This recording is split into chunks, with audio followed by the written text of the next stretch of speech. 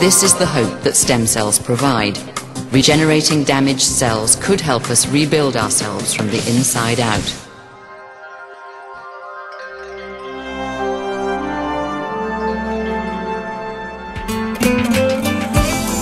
We have to be sure we don't actually create more damage than we cure.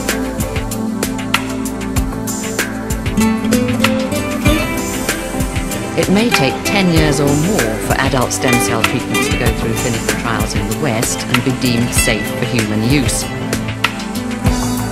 Only then may there be the opportunities that are currently being offered in Asia. My gosh, 10 more years? That's a decade. Can you imagine what you can do in a decade? So I've sort of jumped the gun, and my next decade is now going to be full of incredible hope and awareness of this technology. It's changed my life. It really has changed my life. Yeah. Hi, my name is Leslie Rucke, and as a type 1 diabetic, I was just wondering what you were going to do to gain further support for stem cell research. Well, the thing is, actually, we have enough support in the Senate and the House to pass this bill. George Bush has vetoed it. Here's what we'll do. We just need one more vote, and that's the vote of the president. And since I'll be the president, we will sign stem cell research.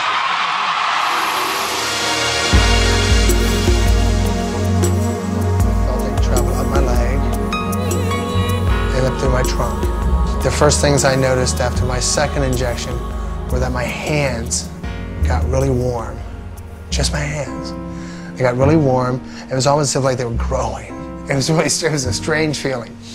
And right after that, I started to be able to do open and close my hands. And then I was able to make a fist for the first time in 20 years.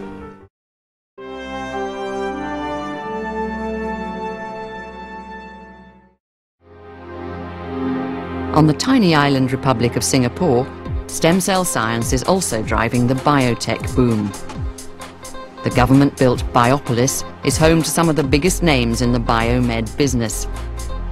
And it's this high-tech hub that's attracting scientists from around the world.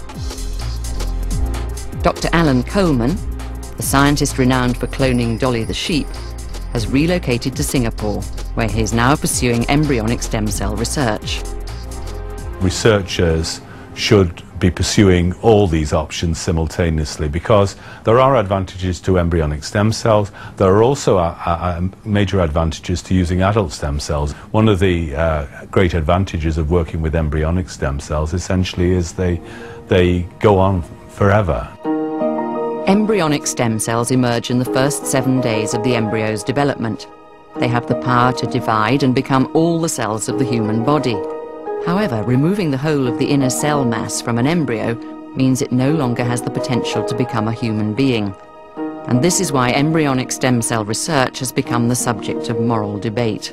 The issue of whether it's moral to use embryos for the type of research I do, I'm comfortable with that. I'm comfortable on the basis mainly that we are using spare, if you like, IVF embryos which are destined for destruction, and we feel that the use that we want to put them to is a worthwhile and a defensible use. That's curing illness in humans.